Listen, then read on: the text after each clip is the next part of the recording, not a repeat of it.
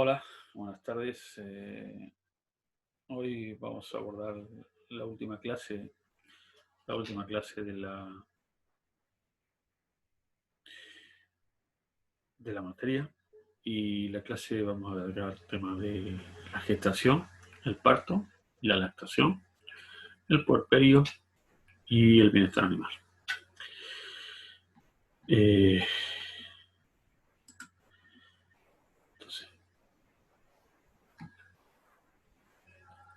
en la clase anterior vimos los eventos que llegamos hasta la fecundación, o sea, la formación de la gameta masculina, la formación de la gameta femenina, como la hembra, además de generar la gameta, tiene un cambio de comportamiento que acepta al macho que deposite su gameta en el tracto genital femenino, que ésta se capacite y que llegue a la ampolla, tramo del oviducto, donde se va a producir la fecundación.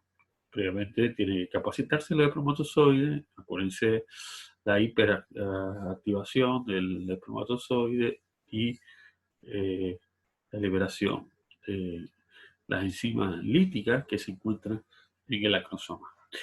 Bueno, ahora, ¿qué pasa desde la fecundación, desde la obtención del cigoto, del embrión de una sola célula, hasta el parto?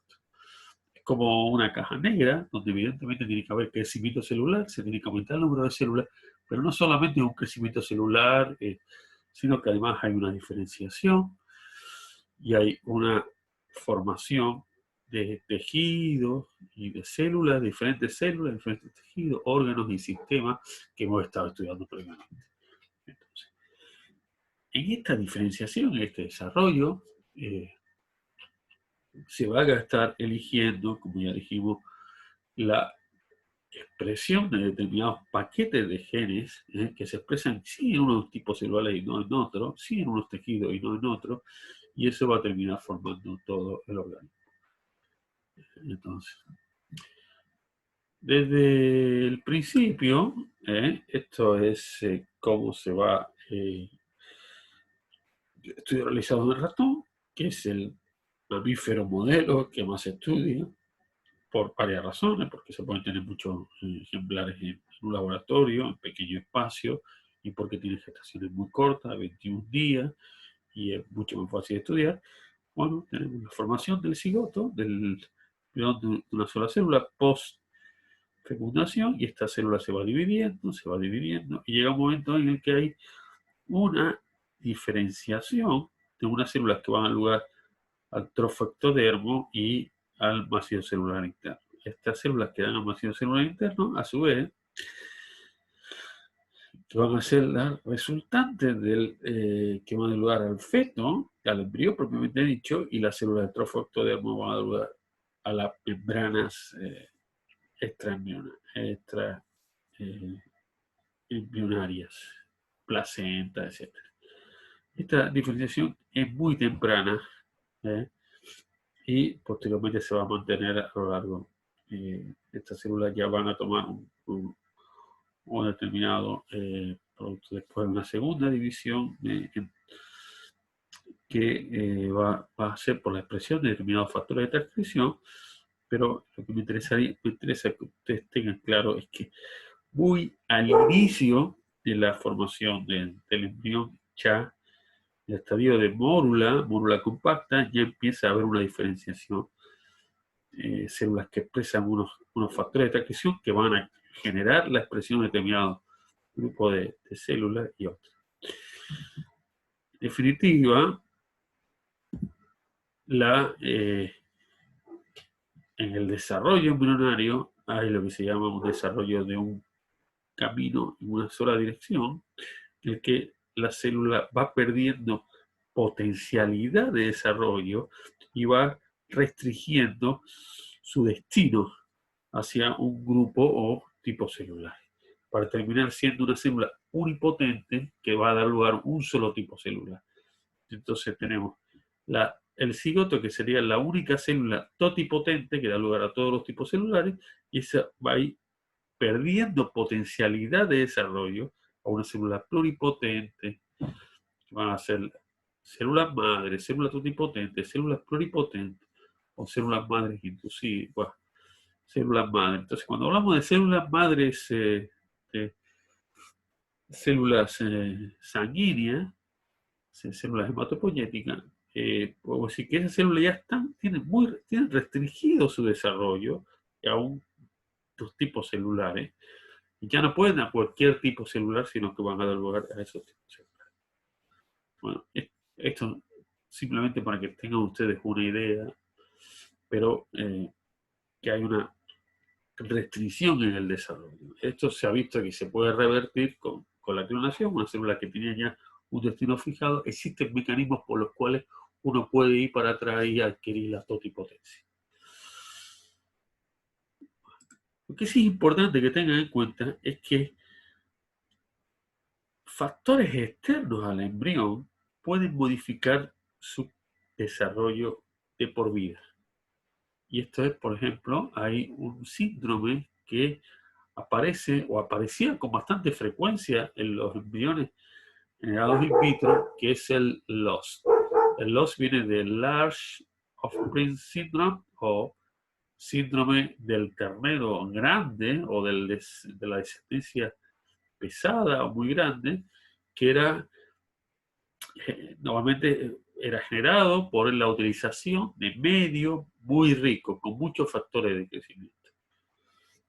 Claro, los primeros medios que se utilizaban en los cultivos in vitro buscaban favorecer el porcentaje de blastocito, que es el estadio en el que se cultivan los embriones más in vitro más avanzados. Después del proceso tienen que ser transferidos a úteros, a receptoras, para que terminen ahí la gestación.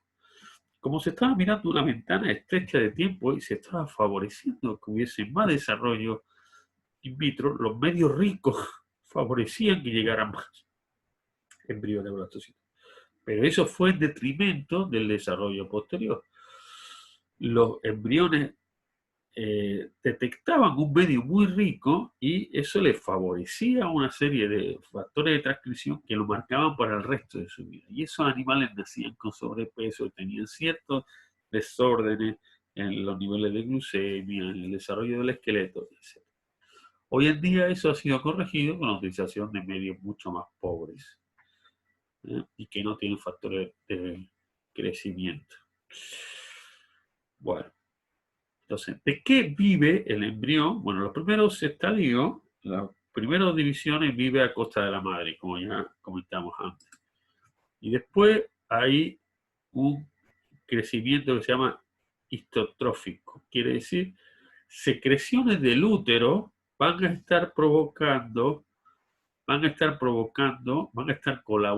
con el crecimiento del feto, perdón, del embrión. Y esto es muy importante porque no todos los embriones tienen no todas las especies tienen la misma estrategia. Entonces, en rumiante hay un crecimiento en elongación, se elonga, un crecimiento filamentoso que va a extenderse por los dos cuernos uterinos y que es esencial para que se produzca el reconocimiento de la preñez y por ende el mantenimiento del cuerpo lúteo.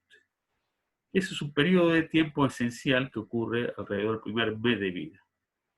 Entonces, a partir del día 8, los días 7, 8, que los embriones caen al útero, empieza a haber un crecimiento en elongación a través de las secreciones uterinas que están dando factores de crecimiento y nutrientes, se están dando enzimas, factores de nutrientes, proteínas que permiten la adhesión y la no, digamos, es como una invasión. Entonces tiene que haber una depresión del sistema inmune del uterino. Y todo eso viene provocado por la progesterona. La progesterona induce estas secreciones, induce esta inhibición del sistema inmune que permite que crezca el embrión sin que sea atacado por el sistema inmune de la madre.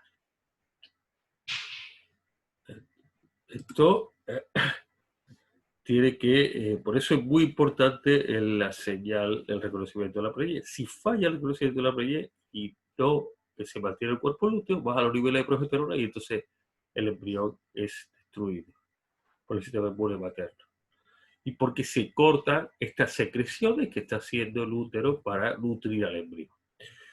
La estrategia por la cual los embriones le dicen al útero que estoy acá, estoy vivo, son varias. Los rumiantes están interferontados, equino es el movimiento de los embrionarios y la liberación de estrógeno, porcinos también la liberación de estrógeno, y que requiere un mínimo de 4 embriones. Un solo embrión no va a ser suficiente de dar la señal necesaria para inhibir la destrucción del cuerpo lúteo, etc. Una cosa importante acá que se vio es que existen diferencias en la producción de interferón tau entre los embriones femeninos, los embriones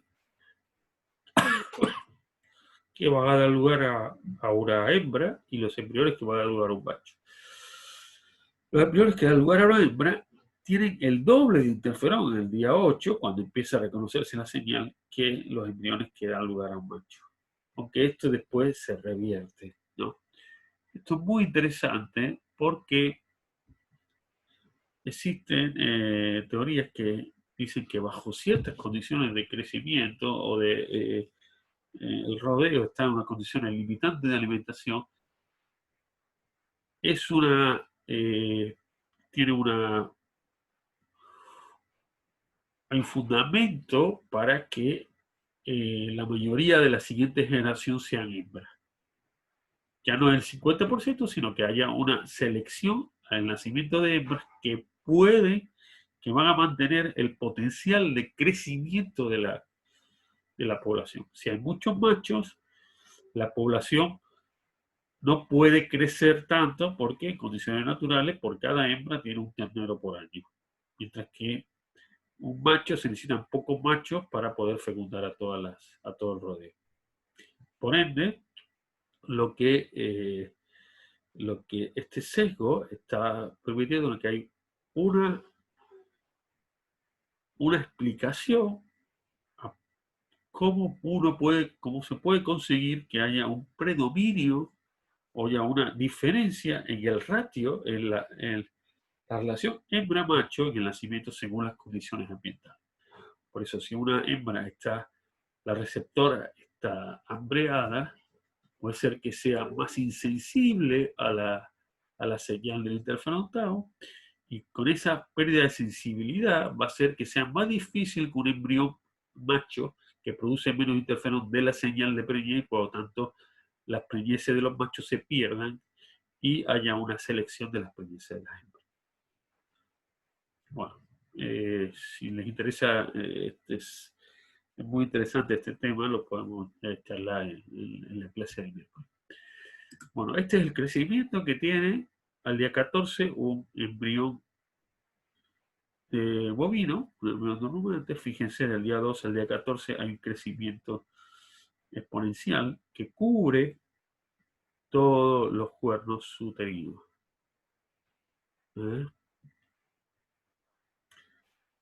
Es muy importante tener en cuenta que los primeros meses de la gestación, los primeros días de la gestación, son los más importantes son donde más se pueden acumular pérdidas, ¿no? Y acá, los primeros 7 días, la formación de blastocitos, hay una merma entre un 20 y un 50%, depende de las condiciones ambientales y de la genética también, evidentemente.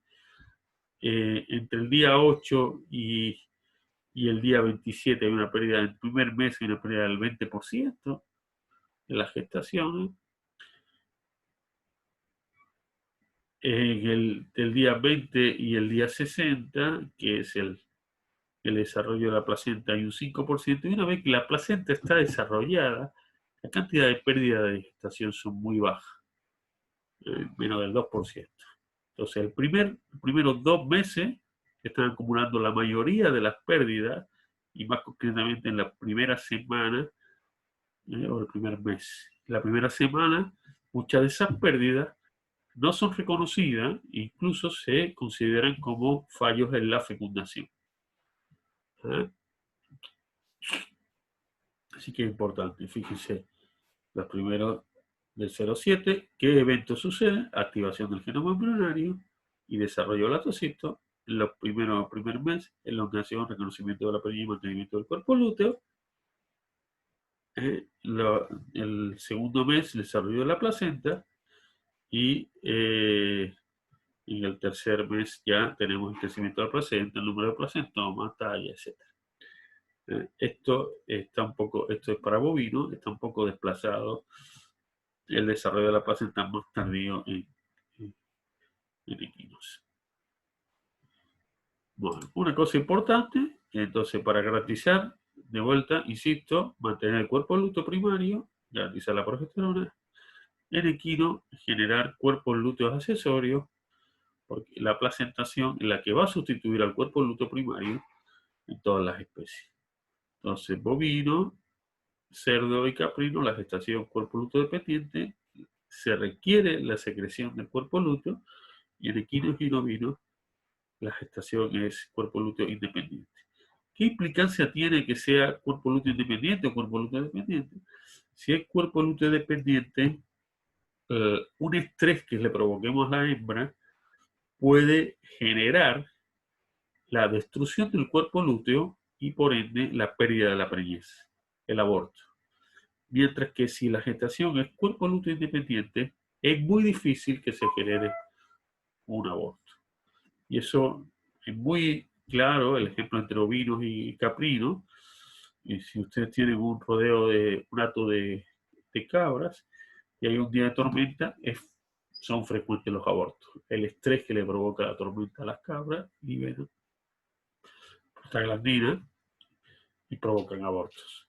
Mientras que en ovino, un ovino se muere y sigue manteniendo la gestación. No, es muy difícil que aborte una oveja. Bueno, fíjense, este estudio que a una vaca le suministran de forma exógena progesterona, con lo cual hace que los niveles de progesterona sean más altos. Durante los primeros días, hasta el día 5, suministran progesterona y luego dejan que caiga a los niveles normales. Y este sería la curva control. Y fíjense cuál sería el tamaño de un embrión en la vaca no tratada y un embrión en la vaca tratada. ¿Por qué hay esta diferencia? Esto es el día 12. ¿Por qué esta diferencia? Porque la vaca que fue tratada, que en los primeros días, generó más secreciones histotróficas que van a ayudar a que crezca mejor y más rápido el embrión. Así que no es solamente el crecimiento del embrión y el crecimiento del embrión por ende el tamaño del feto no va a venir solamente condicionada por caracteres genéticos del embrión, sino que también está influenciada por la madre y por la nutrición de la madre, evidentemente. Bueno, esta curva es como cuenta la progesterona luteal del cuerpo lúteo primario, en equinos, que empieza a caer alrededor del día 30, y en este caso, en lugar de aparecer la placenta, como la placenta es más tardía, este gap, la bajada de progesterona, se ve compensado por la aparición de los cuerpos lúteos secundarios, hasta tanto, cuando vuelve a caer ya la progesterona placentaria ya toma el rol. Bueno, acá tenemos su cuerpo lúteo accesorio de un ovario equino. Y acuérdense que tenemos las células trofoblásticas que van a estar produciendo la SG o la PMSG, que es rubiante, tiene un efecto FSH y se utiliza en protocolos de superovulación. Bueno, este es un dato también curioso. Fíjense que hemos dicho que la mayoría de las pérdidas de perilla ocurren en los primeros 60 días, 3 meses como, o sea, o 90, si incluimos también por algunas pérdidas ocurren acá, y sin embargo, el crecimiento fetal acá es prácticamente nulo. El feto es de un tamaño muy reducido y se acumula en el último tercio de la gestación. En el último tercio de la gestación es cuando hay un gran crecimiento fetal. O sea, que lo que está haciendo acá es, de alguna manera, el feto es asegurarse los recursos que le van a permitir crecer en el último tercio de la gestación. Y qué cosas que están pasando acá tienen mucha incidencia en lo que está pasando acá.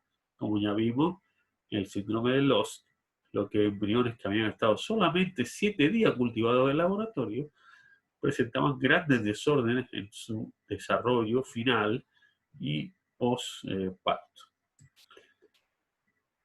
Pero que en este crecimiento que va a ser acumulado en el último tercio, tampoco podemos decir que sea que todos los tejidos, que todos los tipos celulares crezcan con la misma velocidad. Lo primero que se desarrolla es el tejido nervioso. Después va un desarrollo de los huesos, los músculos, y por último las grasas. Entonces, y luego el consumo, esto es como iría acumulándose el alimento, los recursos que van al feto.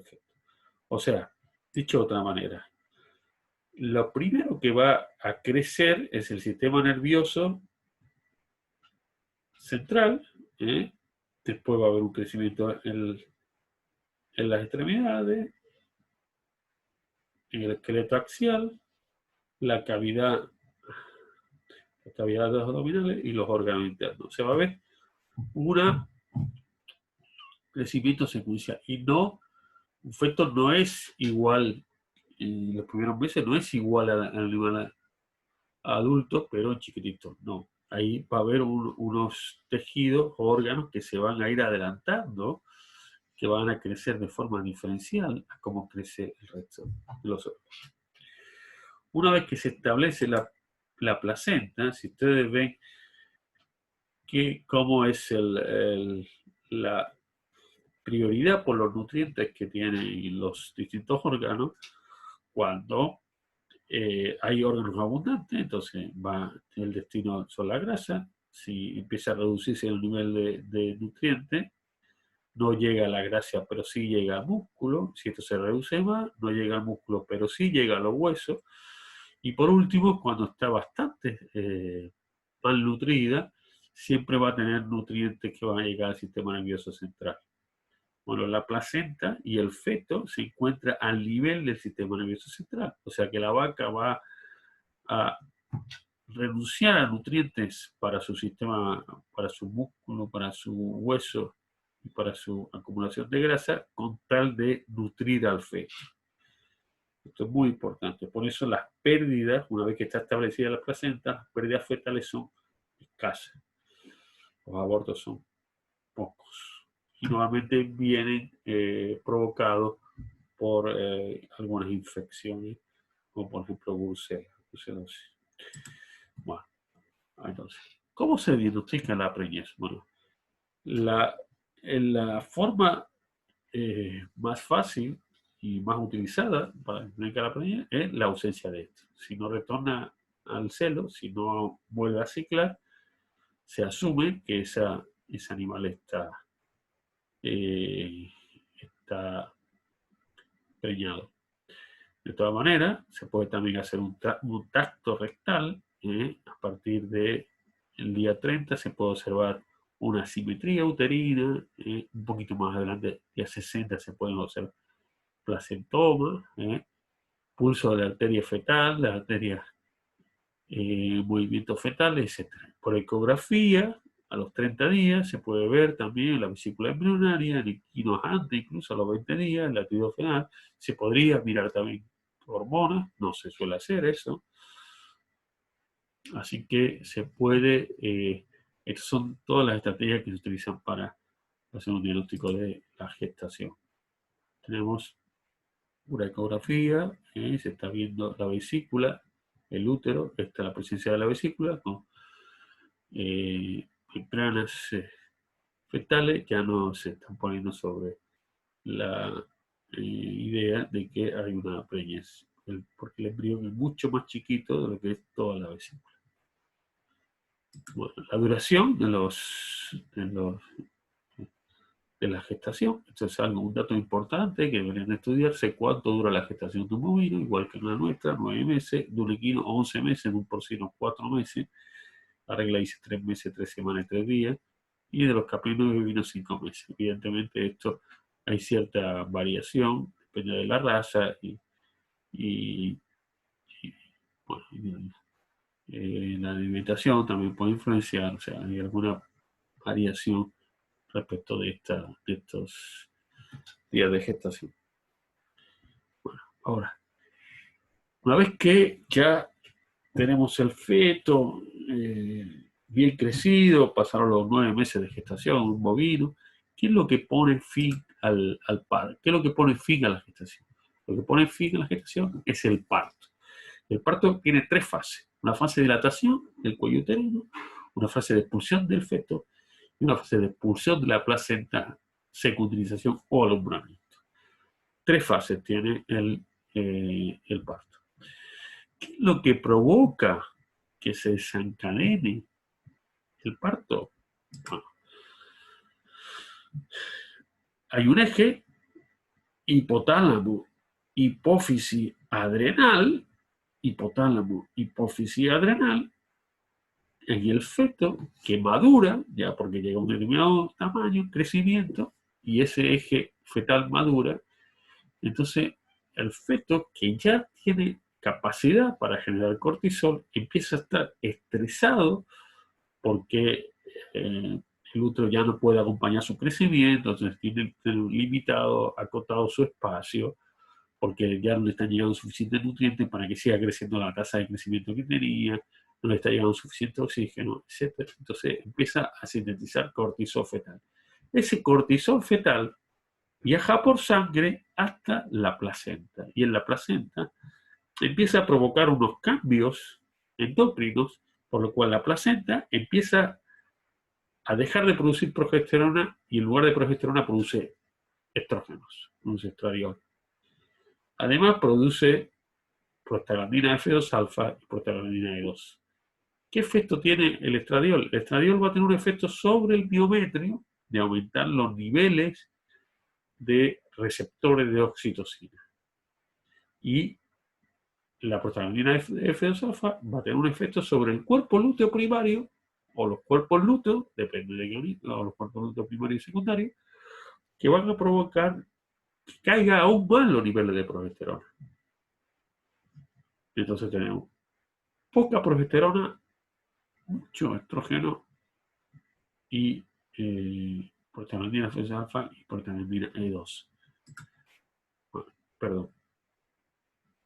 Entonces, cae la progesterona, suben los estrógenos, a consecuencia de la activación del cortisol, y tenemos un pico de prostaglandina F2 alfa.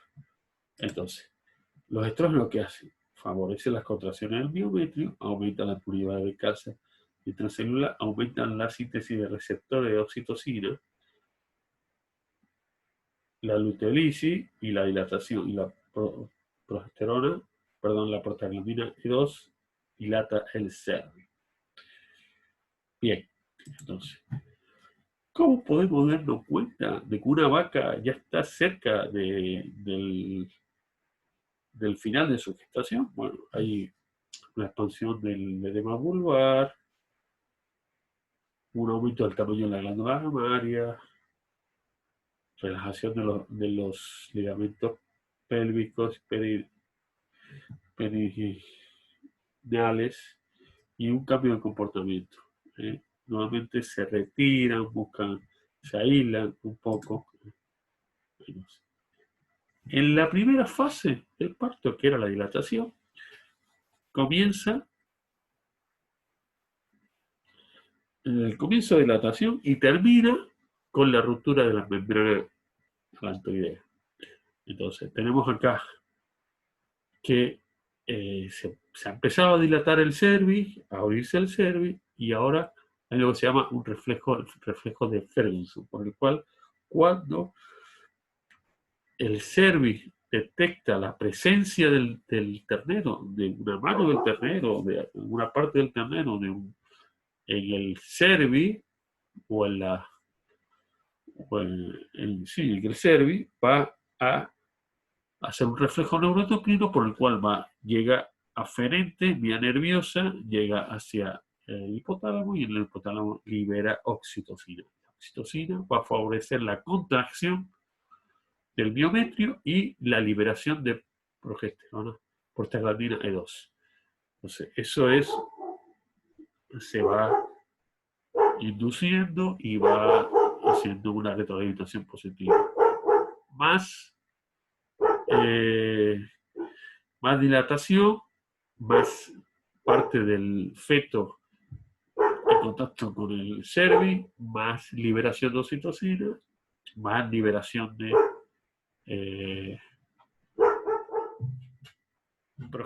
prostaglandina E2, y más contracción del miometrio, más ternero, más liberación de oxitocina, más contracción del miometrio, así, hasta que se provoca la ruptura de la bolsa de la membrana salentoidea. Se rompe la membrana y ya, bueno, acá tenemos el reflejo de Ferguson, en lo que acá empieza a aparecer el ternero. Esto manda una señal neuroendocrina aferente, nerviosa aferente y endocrina eferente. Bueno, esto, una vez que se rompe la membrana, ya tenemos que estar atentos a que se produzca la expulsión del feto. La expulsión del feto que dura entre media hora, máximo 3 horas en una vaca, y ahí las contracciones, cuando llega el feto a la vagina, empieza a haber unas contracciones de vaciamiento, un reflejo de vaciamiento, contracciones de todos los músculos abdominales para provocar el parto. Y esto provoca la salida del feto. Es importante que después de la salida del feto se tiene que producir también la expulsión de todas las membranas, de la placenta, de todas las membranas fetales, porque si no van a provocar infecciones y va a retrasar a que la vaca pueda volver a ser fértil. Acá tenemos una serie de hormonas que están incidiendo: la oxitocina, los estrógenos, la prostaglandina F2 alfa, la prostaglandina E2 y la relaxina. Todas estas, ¿cuál es la función que tiene en el parto? Y acá es una posición, las posiciones más habituales que la vaca tiene en el parto. Es importante que la presentación va a ser con las manos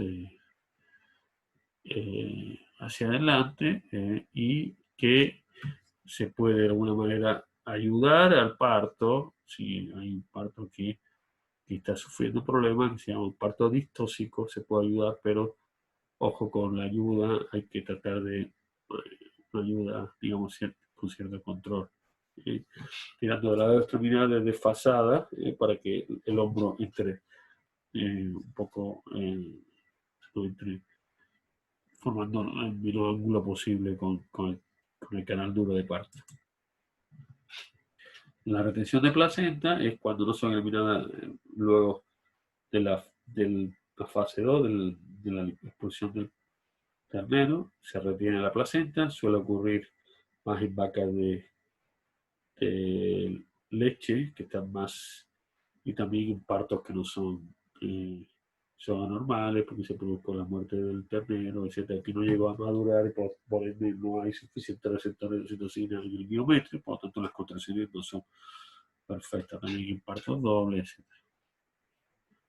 Bueno, estas son las adaptaciones perinatales que tiene que sufrir el neonato al nacer. El neonato al nacer tiene que cerrarse entre las aurículas que hay.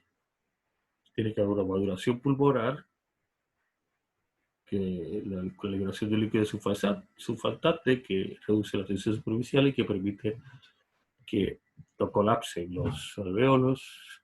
Tiene que haber un ajuste termorregulatorio, mecanismo energético, acumula glucógeno antes de nacer y necesita que calostre el animal, que reciba inmunidad pasiva de la madre por el calostro.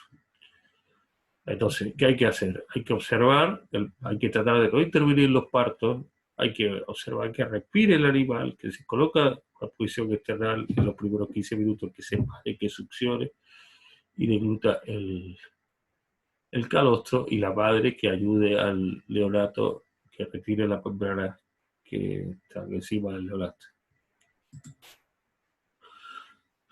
Bien. Una vez que termina la expulsión del feto o del neonato, comienza un periodo que incluye también la expulsión de la placenta, que se conoce con el nombre de puerperio.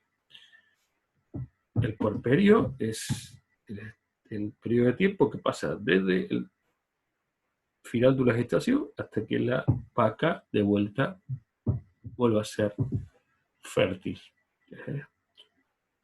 Y acá hay dos fenómenos muy importantes, que son la involución uterina. El útero tiene que volver a su tamaño original, el útero creció acompañando el crecimiento fetal, y además tiene que haber una reanudación de los ciclos estrales. Tiene que volver otra vez a ciclar la madre. Entonces, para eso es muy importante que posterior al parto, el animal tiene que recuperar lo que sería su balance energético positivo, que es la única forma de que el hipotálamo entienda que se está acumulando reserva y que puede volver otra vez a soportar una gestación y empiece otra vez de vuelta a ciclar. Si hay una falla nutricional, no se va a retrasar este periodo de ciclar. Y otra cosa que también lo retrasa es la presencia del ternero. Si dejamos el ternero que esté lactando con la madre, que esté mamando, esto hace que se retrasa o se inhiba las secreciones de GnRH. Bueno, entonces tenemos, en la mayoría, esto ya lo he dicho, la mayoría de los establecimientos quieren tener un ternero por año y por vaca.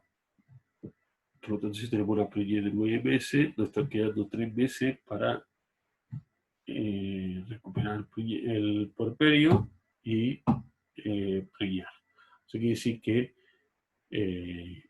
si teniendo en cuenta que vaca de carne los puerperios son de alrededor de 60 días, nos está quedando muy poco ciclo para conseguir la preñez. Así que tenemos que ser muy eficientes con esto. Pues la ciclicidad de la vaca de leche es mucho más rápida que la ciclicidad de la vaca de carne. Esto está un poco exagerado, alrededor de los 40 días tarda una vaca de leche, mientras que 35 o 60 días tarda una vaca de carne. ¿Por qué? Porque la vaca de leche tiene una mejor nutrición y además no tiene el ternero al pie. Así que eso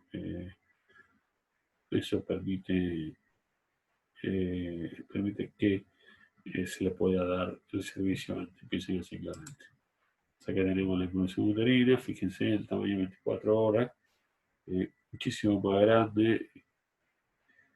Entonces, ¿de qué depende? Bueno, de que se hayan eliminado bien todas las membranas y que se hayan producido ciertas secreciones uterinas que son fisiológicas, los loquios, posparto, y esta involución uterina es más rápida en los animales que tienen una placentación difusa, porque seguramente tengan menos daño en el endometrio. Bueno, cambio morfológico, cambio histológico, y evidentemente una reducción en todo lo que es las infecciones, la cantidad de bacterias que están proliferando en el útero. Porque en el momento del parto el canal duro y canal blando se abrieron mucho y se fue abrochado por muchas bacterias oportunistas que entran e infectan el útero.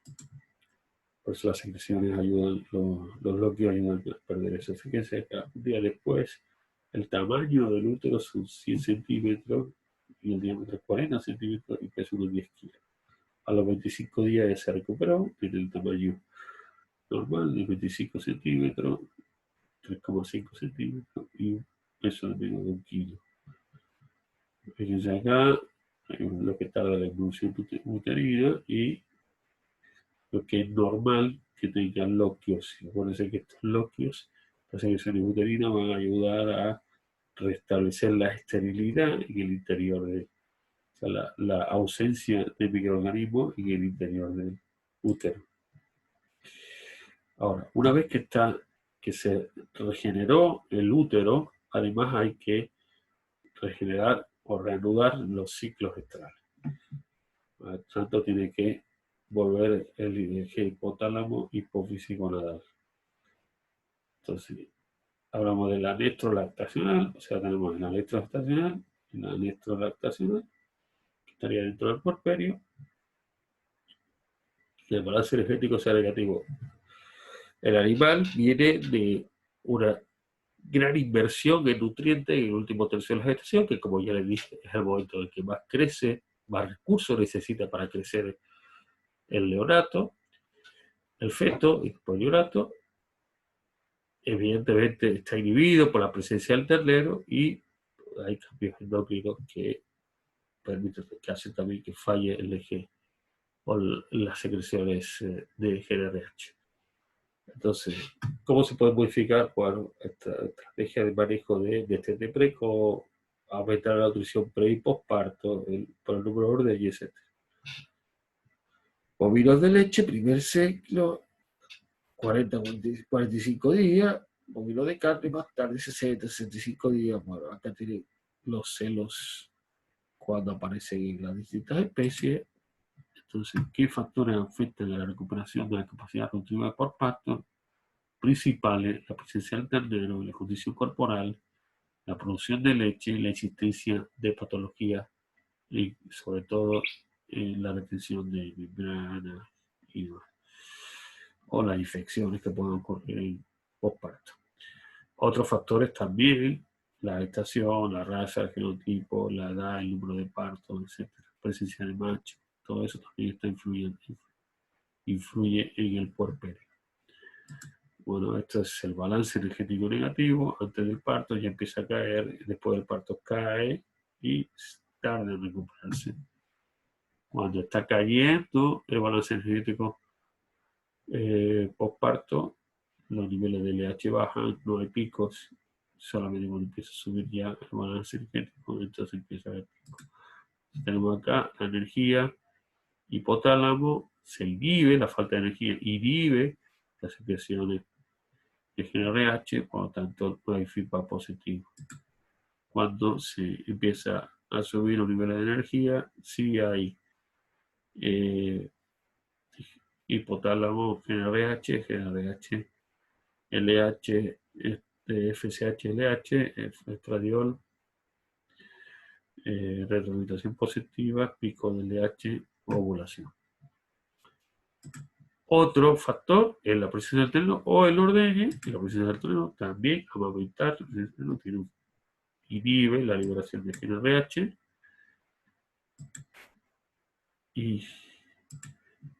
y por ende inhibe la no hay feedback negativo, entonces se queda, no hay ovulación. Mientras que el retiro del ternero provoca la liberación, pico de LH y la ovulación. Fíjense acá, el amamantamiento, hay un bloqueo total en la ovulación en cerda, presencia de los lechones, y le retira el lechón y rápidamente entra en celo. Una forma también que se utiliza para sincronizar y inseminar.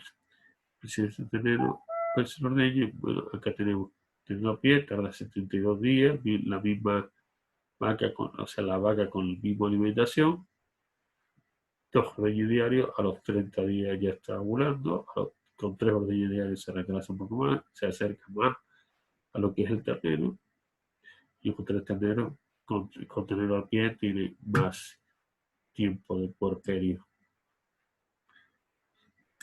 Entonces, acá, características de los primeros ciclos por parto. Bueno, los primeros ciclos no son normalmente silentes, quiere decir, no manifiestan celos, y normalmente tienen 1, 2, 3 ondas foliculares.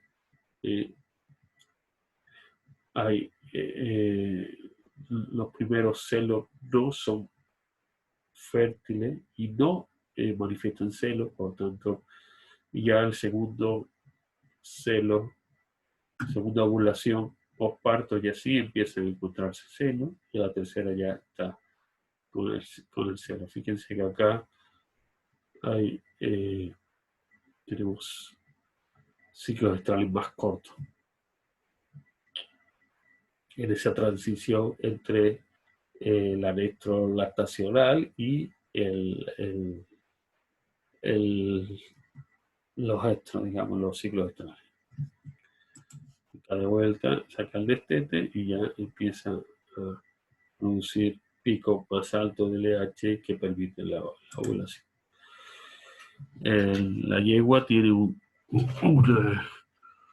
ciclo fértil después de los 10 días del nacimiento del potrillo, que puede ser retenido, puede ser utilizado o no, aunque es recomendable que no sea utilizado para permitir una mejor, digamos, un ciclo más fértil. Por último, la retención de placenta, placenta no eliminada. Bueno, esto es una información que ya les he ido tirando antes. Bueno, pues una pausa acá